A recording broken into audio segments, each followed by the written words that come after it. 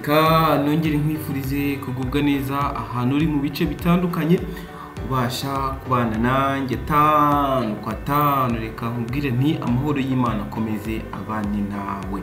Twakugejeje inkuru mu minsi yashize y'umwana w'umukobwa, ni umwana w'umukobwa wafotowe acuruje imbuto cyangwa acuruje agataro nk'uko abantu benshi mukunze kubyita. Umwana w'umukobwa yitwa Amina. Umwana w'umukobwa wafotowe n'umunyamakuru witwa Tito Harerimana, apostinga amafoto ye kuri Twitter, noneho aza kuyasangiza abantu asabira uyu mwana yuko yafashwa. Abantu benshi bagize amarangamutima bati uwo mwana twamufasha gute? Hari n'umuryango umwe uharanira iterambere ry'abari n'abategarugori nawe wavuze yuko ushaka amazina y'uwo mwana kugira ngo umufashe. Hari n'uwavuze atarine gahunga yiriwe bimenyesha nawe yafasha uyu mwana. Ni benshi bashyizwe mu majwi, ni benshi bari gutabazwa, ni benshi bari bafite n'umugambi wo gufasha uyu mwana. Rero ndagira ngo mbwire yuko aka kanya nje kukubwira yuko Imana yakoze ibyayo, ko Imana yumvishe amasengesho y'abantu basabiraga umwana umugisha, basabiraga uwo mwana gufashwa, kuko yabonye umuntu cyangwa yabonye umugiraneza wamufashije. Umugiraneza ni umunyarwanda utuye muri Australia wohereje inkunga yayicishije ku munyamakuru wa RBA uvuga amakuru yo mu Cyongereza yitwa Atanata Shobya. Izina rye riri kungoramo gake, ariko nuriya munyamakuru ukora amakuru yo mu Cyongereza kuri RBA. Reka tugaruke kuri iyi nkuru, gusa ngusabe gukora subscribe n'ibitero wabikora kugira ngo tujye tubana amakuru n'ibiganiro byacu bya buri munsi. Uyu munyamakuru wa RBA rero yaje gusura umuryango wa Amina, ushyikiriza impano yari yawugeneye. Kuri tweet y'uyu mugabo yagize ati, ushobora kuba warabonye ifoto y'uyu mwana w'umukobwa wiga mu mwaka wa 3 w'amashuri yisumbuye, uvuka mu muryango w'abana bagera kuri 6. Papa wabo babyara akaba yaritabye Imana. Mama wabo akazi ka buri munsi akora ni akazi ko mu rugo. Amina we acuruza imbuto ku muhanda nyuma yo kuva ku ishuri akabona amafaranga yo gutunga umuryango we. Uyu munyamakuru yakomeje agira ati, ubwo nari ndi ku kazi maze kubona iyo foto, hari umuvandimwe wanjye uba mu gihugu cya Australia. Umuvandimwe wanjye yansabye gusura uyu muryango kagira impano mbaha. Nibyo byabaye uyu munsi, gusa iyi mpano ntabwo uyu mugabo yayitangaje. Yagize ati, kugeza ubu ngubu Amina arishimye, afite gahunda yo kuzatangira business ikaba yagira n'icyo yamarira umubyeyi we, kandi akaba akunda kwiga. Uyu munyamakuru akomeza agira ati, twatuma inzozi z'uyu mwana ziba impamo. Ngayo nguko ngiyo tweet y'umunyamakuru wa RBA yashyizeho akimara gushyikiriza impano uyu muryango wa Amina. Umuryango wa Amina byarawushimishije cyane, kandi bakomeza no gushimira Imana ikomeje kubibuka, kandi banashimira n'abantu bakomeje kubafasha bavuga bati Imana ibaha umugisha, aho bakuye hongere hasubire bwikubye 2 cyangwa bwikubye 7. Iyi ni inkuru rero twari twabagejejeho ya Amina yabanje. Inkuru dukesha TV10 yahawe umutwe ugira uti, umwana ucuruza agataro anasubiramo amasomo yakoze benshi ku mutima.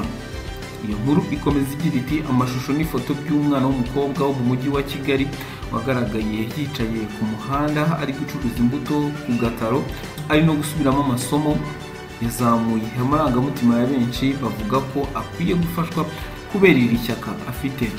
Iyi foto ndetse n'amashusho y'uyu mwana w'umukobwa byashyizwe kuri Twitter n'uwitwa Tito Harerimana kuri uyu wa 5 tariki ya 13 Gicurasi. Ubutumwa bwa Tito Harerimana werekeje iyi foto bugira buti, nkibona uyu mwana w'umukobwa nabonye ishyaka, umuhate, umurava, gukunda umurimo, gukunda ishuri, ubwitange, guhatana, ubutsinzi, urukundo, icyizere cy'ejo hazaza.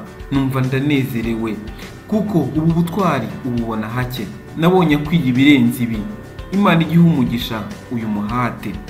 Tito Harerimana yabwiye Radio TV10 ko aya mashusho yayafashe kuwa 2 w'iki cyumweru ubwo yari mu nzira higendera Igikondo hafi y'ahazwi nka Sansenike akabona uyu mwana yicaye ku muhanda ari gucuruza agataro ndetse anasubiramo amasomo. Ati nabonye ukuntu ari concentré cyane ari gusubiramo amasomo, numva binkoze ku mutima, sinzi ukuntu nafashe telefone mfata akavideo atandeba ndagenda.